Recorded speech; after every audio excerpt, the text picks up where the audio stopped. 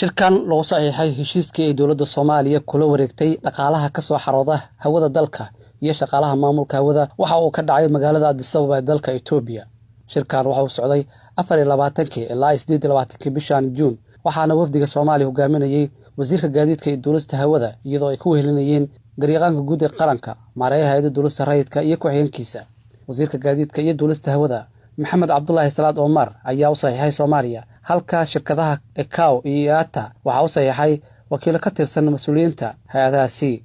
Dadaaladan ayaa soo jiitamayay muddo dheer waxaana lagu bixiyay juhdi tiro badan tan iyo markii maamulka hawada ay si toos ah ula soo wareegtay dowladda federaalka Soomaaliyeed. Shirkan waxaa looga hadlayay qaybta ECAO iyo dowladda Soomaaliya waxaa lagu gabagabeynayay wareejintii maamulka hawada ee ay wareejinaysay hay'adda caalamiga ah ee duulista rayidka ku wareejinaysay hay'adda duulista rayidka Soomaaliyeed ee loo yaqaan Somali Civil Aviation Authority. intii lagu guda jiray processkan muddo ayuu qaatay wuxuu soo bilowday 2018kii dhexdiisii ayuu soo bilowday steps fara badan iyo shuruudana lagu xiray ayuu soo maray shuruudihii oo dhan aan soo buuxinay ugu dambeysay maanta oo waa shuruudihii ugu dambeeyay oo qaabka aan ula wareegayno sida aan u maamulayno shaqaalaha qalabka aan u baahannahay iyo kalsoonida aan sii karno diyuuradaha shirkadaha diyuuradaha oo IATA mas'uulka ahayd ee shirku joogtay kalsoonida aan sii karno in dowladda Soomaaliya ay awood u leedahay in ay la wareegto adeegaas sii wado haddana ay improvement ku sameysay upgrade ku sameyso qalabkii iyo shaqaalihii oo quality-ga adeega ay bixiso ay kor u qaado. Shirka dowladda Soomaaliya iyo hay'adda ECAO waxa uu gabagabo u ahaa dhamaystirka guud ahaan maamulka hawada Soomaaliya oo ugu dambeysay wareejinta shaqaalaha ee la kala saxiixday. Hay'adda ECAO bisha 30keeda aan ku jirno bishii July 30keeda insha Allah taala gabi ahaanba waxay wareejinaysaa shaqaalihii u shaqeyn jiray 106 qof oo iyaga u shaqeynayay iyaga ay maamulayeen uma shaqeynayeen laakiin iyaga ay maamulayeen 106 qof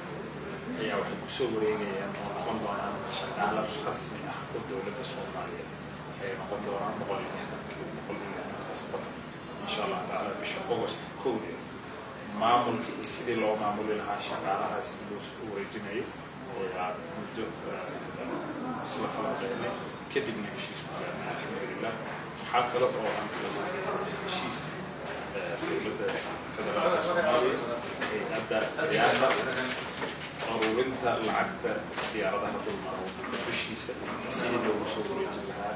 dowladda Soomaaliya heshiiskaas oo mar hore aan ku heshiinay laakiin saxiixiisa uu ka dhimanaa maadaama qolada dabagala lacagaha la wareejinayo ku dhaganaayeen hadda alxamdulillah maanta uu soo baxay heshiiskaas soo saxiixnay. waxaa sare maray khubarada dhanka maamulka hawada oo helay fursado ay ka shaqaysay dowladda Soomaaliyeed taasoo meesha ka saaraysa shaqaale badan oo ajaanib ah. waxay hay'adda IATA cusboonaysiisay heshiiskii ay la gashay dowladdii kacaanka